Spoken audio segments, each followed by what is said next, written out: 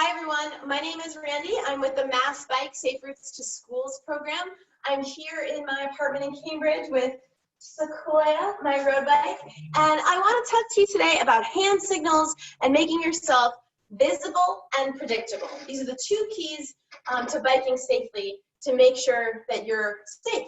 So what are some of the ways that we can do this? One, use hand signals to communicate. Now, why would we use hand signals? Whether we're biking on the streets or in the bike lane, it's important that we communicate with those people around us to let them know what we're doing. Where am I going? Especially with drivers. But I try to do the same thing with pedestrians and cyclists around me too. So I'm going to demonstrate some hand signals with you guys right now. If we were in the school, we'd be in the gym and I tell you to get up and do this with me, okay? So I'm gonna hop onto my bike, and why don't you pretend that you're a car behind me, all right? So I've got my right hand on my handlebar, and actually pretend that you're a bike and that you're practicing your signals with me. Right hand on the handlebar, left hand I'm gonna use to communicate. So I wanna go right, what would I do? This is how I tell people I'm going right, a bent left arm. And this, what do you think this means? This means go left. And then this is stop. So right, left, and stop. Now there is another option. I could use my right hand and have my left hand on the handlebar and let people I'm going right this way. That's another option. But I like to do my left arm bent, right, left, stop. So how about we stay standing and let's do a little signal dance, okay? Let's go right, left, stop. Right, stop. Left, stop. Right, stop. Got it?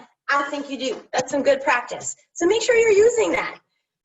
Now, I showed you two ways to make a right turn, or to show people you're making a right turn. Why do you think it's better to use your left arm bent at a right angle to signal that right turn? Remember, most of the time traffic will be traveling on your left. So if you use your right arm, they may not see you because your body is blocking the driver's view of your signal. So keep in mind what makes your signals the most visible to drivers and other people around you. And if you don't feel comfortable taking your hands off the handlebars in a given situation, you don't have to. You can instead shout and say, turning left, turning right, or stopping. And I'll tell you, when I am on the bike path, I like to use my bell. On your left. And that's what I'll say when I'm passing someone on the left or passing on the right. So you can use that too to let pedestrians know what you're doing. And personally, I think it's really, really important to let other cyclists know that you're passing because we're sharing very little space and it'll help to avoid crashes and comfort levels with other cyclists. So next on the list, wear reflective clothing. Bright, high visibility or other reflective clothing will help people see you and will draw attention to you, especially if a driver is not paying attention at night or when visibility is poor, which includes at night or when it's raining. So even wearing bright colors or patterns can help, but reflective, high visibility clothing is best. Now, when lights can help you see, more importantly, they help others see you, especially in the winter when it gets dark early. Nearly half, actually, of all cycling deaths in the United States occur at night when riders aren't wearing lights. And at the same time, only 3% of biking is done after dark. So it's so important to be visible. Now, did you know that Massachusetts law requires bicyclists to use a white front light from 30 minutes after sunset to 30 minutes before sunrise? And the law also requires using a red rear light reflector and reflectors on the pedals or reflective material on the ankles. Now, lights in the back are strongly recommended to provide really good visibility.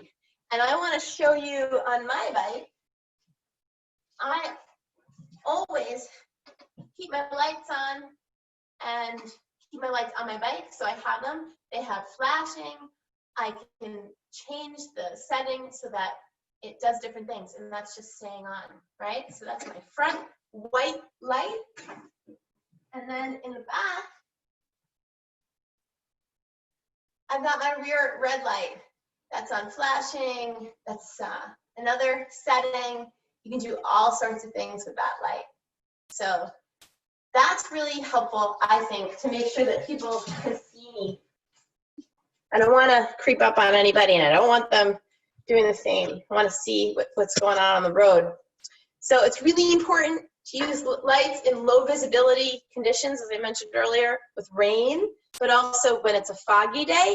And some people will use blinking lights even in the day to catch drivers' attention.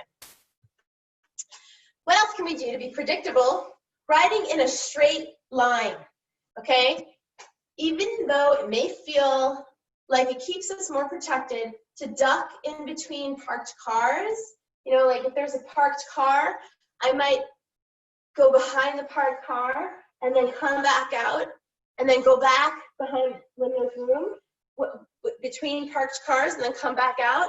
But that practice of ducking in and out of parked cars is very, very dangerous. That's not predictable. The best thing to do is ride in a straight line as much as you can. That way drivers are likely to assume that you will continue on the same trajectory. And that doesn't mean that you shouldn't be responsive to moving out of the way if, like, you know, if there's a bunny that runs in front of me and I'm on a quiet street, I will move out of the way. Or if there's a pothole, I don't want to hit it, I'm going to move out of the way. But I'm always looking over my shoulder and making sure that I'm not going to hit anything, and I'm safe if I'm going to move out of that straight line. But pick a trajectory that lets you continue in your path uninterrupted, especially avoiding the door zone. So leaving space between yourself and the cars on the curb to maneuver in case there's an obstacle or debris in your path. And let me just repeat that door zone. So I think that, you know, my arm and a little bit more of space is the door zone. So if there's a parked car, let's say I'm a driver, I swing the door open. As a cyclist, I don't want to be in that space. I want to have enough space between myself and the parked cars in order to pass safely. So usually I ride on the far white line of the bike path when I'm on the road. Riding predictably also includes, like I said, not weaving in between cars and keeping your handlebars steady. This is especially important when drivers try to squeeze by you on tight streets. If you get nervous, it's better to slow down and stop to avoid making those sudden movements. All right? So good to talk with you guys, and I'll see you next time. Be safe out there, be visible, and be predictable. Bye.